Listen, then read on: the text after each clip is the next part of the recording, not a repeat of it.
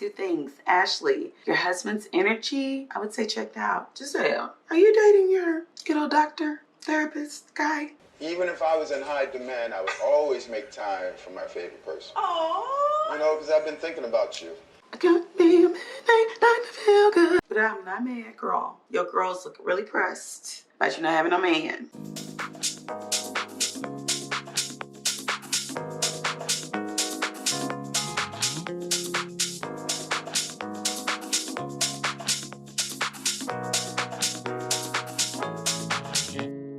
What's up, y'all? I'm Sheila J, and welcome to the Diva Dish. This episode is all about the Real Housewives of Potomac. We're at season 6, episode 16, Crab Over Boil. You know, they gave us a really good season. All the episodes have been really solid. This one, especially on the end, kind of dragged for me, but there was a lot of good tea to be had. So yeah, but before we jump into all that, if you've been here before, welcome back. If you've not been here, welcome. Hit that subscribe button, smash that notification bell, and yeah, let's get into it. Previously on the Real Housewives of Potomac, Mia and Candiace had their kumbaya. Hopefully they come together. Robyn still, Gizzelle still, you know, in a bad mood. Karen and Ray, you know, they're about to celebrate their anniversary, so that was real cute. They came dancing down. Everybody's, by the time they get to this crab boil, they're in a very jovial mood. And then, of course, Ashley is shady. And Mia gives her what she needs. And we pick up there. So the episode opens up. We're still on the struggle bus, child, and quiet and everything because G and Ashley kind of been going for each other. You know, because G made this comment about Ashley sleeping. He was really just kind of making fun of her. But, you know, Ashley wasn't feeling it, so whatever, moving on. So then we get to the house. Robyn and Gizzelle are getting dressed. And of course, you know, Gizzelle, but I ain't really mad at them about this whole bathroom thing because I would have been in my feelings too. You know, we're getting dressed and I got to creep through walls and doors. Anyway, moving on. So Wendy's downstairs doing her best on a reach out. She's directing the ladies, so the lady is laying out the food. They're getting this beautiful table ready. It was all set up really nice. Okay, so everybody gets downstairs. Ray and Karen come in, baby, doing two-step. They look cute. They both had on, you know, cute little hats, very coordinated. It's cute. All right, so everybody sits down, and it's really cold out, you know, so the host with the most tells everybody to, you know, bundle up. Mind you, I just thought about this. It's cold. People got on blankets. Wendy got on a full halter dress. Girl, we see them titties. We see that ass, okay? Gizelle's like, you know, G, I just thought you would apologize, you know, because Ashley was in her bag, basically, about, you know. And G was like, look, you know what I'm saying? Like, this is probably, let me preface this. So he was at the table. He got cold. So he went inside, probably to get a couple drinks to warm up.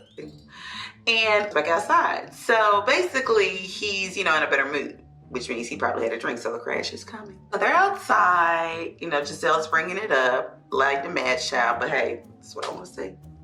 So basically, Ashley's like, you know, G plays it off, operative words here, plays it off like he don't know what Ashley's talking about because he's trying to let it die. Now, is it a very clunky way to do that? Yes, because you're basically asking all of us to act like it didn't happen or I'm not bothered. I get it.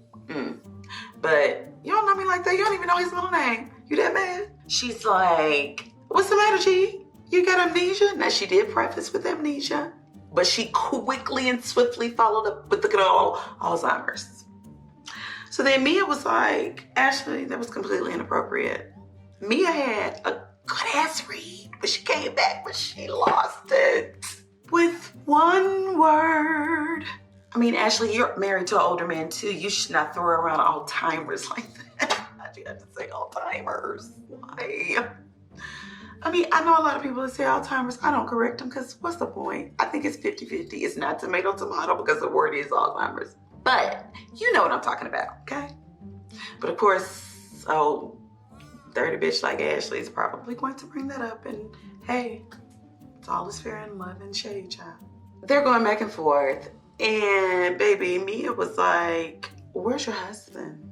Tuned Ashley right on up. You know what? Her and G kind of tuned her in concert right on up. It's like they knew what to say to get a crumb because everybody, of course, looked over like, ooh. Because remember the last time he was on with Dean, the big boy? That's when they got that good old text in Monique's spot. Your husband in the strip club. Dumbass. And got his ass picture taken. What do you think these people out here doing, Michael? You think they're with you because they like you? Because you're charming, attractive? No, you're rich and you're foolish. Moving on. Ooh, child. Oh, okay, so that does sound child. I really didn't come to that, but basically, no, let me go to this house. So Mia goes in the house and she kind of jumps on her. G, I need you to calm down. He was like, I don't need you fighting my battle. Stop. Calm down. Because here's the thing, G, you don't want to become a Peter type situation, okay? Now, granted, Ashley was definitely coming for you, for sure. The shade was real. Why you gotta scream at your wife? Is it misplaced anger? We're gonna let you have that. Moving on. Is that Escala? I'm watching you. I like you a lot. But she got on her phone when Mia got up and was like, let me look up all-timers. You know what she meant. I know you African, but your husband Black, American, African-American. You know what the hell. You'd heard somebody, auntie, grandmama, aunt, somebody say all-timers. You ain't say shit. Why? Because it's out of respect. You know what the hell she meant. You gonna put it out like that on TV? Watch it. Moving on. So then, Ashley. But she was like, so Eddie. And the bitch was real hush-hush with it. Maybe the producers gave it a child. I don't know. But it was inflamed. It could have gone wrong. But fortunately, he was like, you know, we talked. Matter of fact, recently. And it was very surface. Baby, but Wendy, like every time he said an answer, she would ask a question. Wendy was like she was trying to catch the words, like, don't say too much, don't say too much. Funny. Yeah, but I love that. It's progress. Maybe this show brought that about. It's a good thing about reality shows that I like. Sometimes they can offer serious resolutions or starts to resolutions, but it's on the road, child. Anyway, moving on. Ooh, child, okay. So Wendy in this full back out, baby. People are freezing. Wendy ain't got no coat on. Wendy ain't gonna put no coat on. Wendy's like, I pay good money for these titties and his ass. We out tonight. Moving on. Stop. So yeah, so they take, girl, I would get so many kikis off you, Wendy, with this halter dress on and these sandals nonetheless. I bet your toes are icy. So basically, Karen gets in the cake. She comes up. Ray's like, is she naked? Which made for a great soundbite, but on the shore it's like, whoa. Stop, Ray. Moving on. Next package. Next package opens up.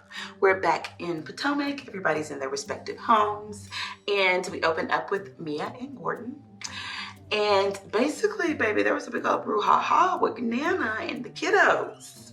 Basically, as soon as they got home, they decided they want to go on a staycation to celebrate their 8th anniversary. Well, to Mia and G's credit, Nana was tired. But see, Nana didn't say no. But at this point, Nana's like, well, goddamn, I done kept your kids while you were gone to Chesapeake. You know I'm your sister's nanny slave too. I'm tired, okay? But instead of saying that, she stayed anyway. That big boy tried her and she lost it. And then they're out on this dinner date, and basically 2 hours into the date, Mia's coming home. But what had happened was, she kept blowing at Mia. Mia answers, right? So then G, because he's G at this point now, they'd have been at this restaurant a good old 30 minutes, you know, he had about 3 shots, okay? So he had to, you know, he calls her back and he G, so he being real disrespectful, I'm sure, okay? He said, she hung up the phone and said, these your damn kids, G, they are, they're yours, sir. So yeah, so while it was not an ideal evening, I'm gonna need you to get mama a little something. I mean, I understand you gotta support your husband and how you do. I get it, okay? But bruh, y'all just maybe need to have a side conversation. You like, mama, now I know he was wrong, but I can't say he wrong because it's my husband. But I love you. He be trying me too. I'm gonna get on him because regardless of how you reacted, he should not be being disrespectful because he should not. Moving on. Ugh, cringe. So then we jump to Gizzelle and her 3 girls. They're at some nursery somewhere, child. And basically she's talking about her relationship status or lack thereof. And basically, you know, staged scene, but I mean, Gizzelle, they've told you this so many times at so many different ages. To the point Grace ended it with, I mean, we've been in 50 years of trying to get you together at this point. I mean, we've never seen you really in a healthy relationship. And then you decide, you know, the one guy, I know he's their daddy, you know, but they don't seem to like him that much, probably because of the way he's treated you.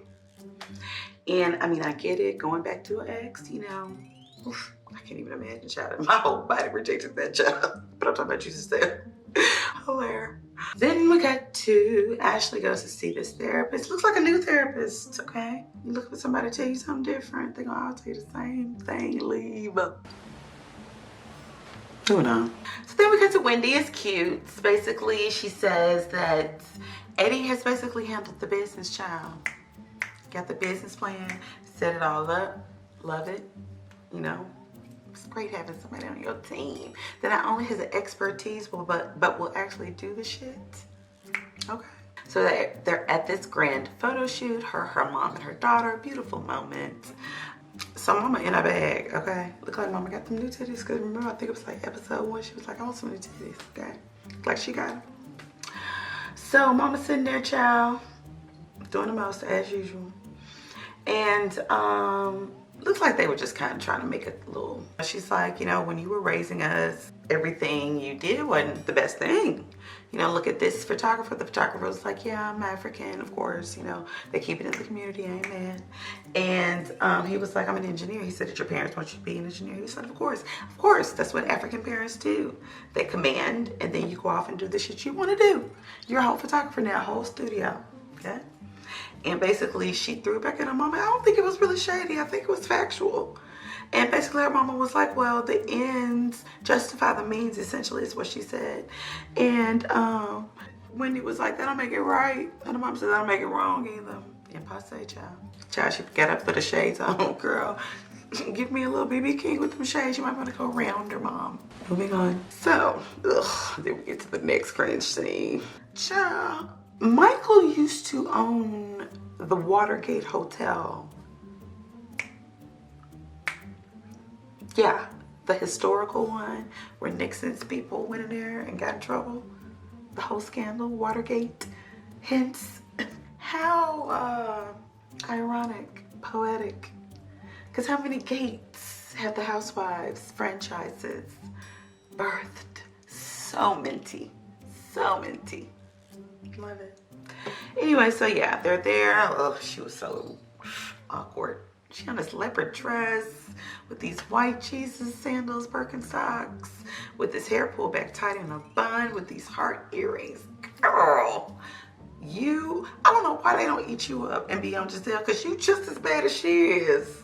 As far as when you try to dress up, when you dress regular, you're okay. When you call yourself dressing up, girl, no. Moving on. So basically, Michael gets there, girl. Michael was, girl, first of all, I can't stand him. He's like freaking Gargamel to me. But he was real. Almost like Ashley was like a hookup or a date. Like for real, like not his wife. Like, y'all tell me what y'all think, girl. Because to me, seemed like it was a contractual obligation. Just saying. Yeah, so then we cut to Dr. Man, therapist. You know, he's been on there for a long time. He saw Candiace, you know, all that. You know what I'm wondering now? Like, you know, the whole doctor-patient privilege thing? I wonder what kind of consignments have to be made for them to air it. And I wonder if that in any way makes it not a typical doctor-patient ethical obligation. Because Playa did say this, as busy as I am, I had to be here for my favorite person. I got me a midnight night to feel good. He would be perfect for you though. He can talk you down, help you be more vulnerable. Gizzelle, please. He'll see when you're crazy coming on, when the dysfunction emerges, put you back on the right track. Probably got a lot of stamina in that department. Hopefully others, but we know you ain't gonna be with him if you don't try, so go on, girl. I ain't mad at it. Bravo. Can y'all get y'all app together? I will pay to not have to deal with these commercials, I'm just saying. Back in the schedule until like Christmas. Even if I was in high demand, I would always make time for my favorite person. Oh. You know, because I've been thinking about you. So, It's been a minute. Even if I was in high demand, though, I would always make time for my favorite person. And you know what? Gizzelle looked cute at the doctor's appointment. And basically, he's telling her the same shit he always tell her. People are vulnerable. You know, this whole tough girl shit, it's very transparent. You clearly want to be with somebody. It's okay. You got issues. So do all of us. Let it go. And it's so beautiful to be vulnerable. I promise. It works. Moving on. Alright, yeah. So basically the episode ends. And a cliffhanger here. Gizzelle, I see you. I will not be mad at you if you're dating Dr. Feelgood, child. Not at all. Get it in. I'm just saying. Moving on. Yeah, so the episode next week is going to pick up at Karen's good old vow renewal. Looks very grand. And it looks like Michael is there. Him and his accent and his ass on his shoulder. Sitting at the table being a complete asshole, of course. And looks like Candiace says something to the effect of it's too much white privilege here. Sure as that was a shot at Michael. May have been a shot at Chris and Michael. Because basically she said, you gonna quit talking crazy to me. With her turban and walks off. So I'm sure it's gonna be quite eventful. But yeah, again, if you've been here before, welcome back. If you're new, welcome. Hit that subscribe button. Smash that notification bell. And I will see you guys next time. Bye.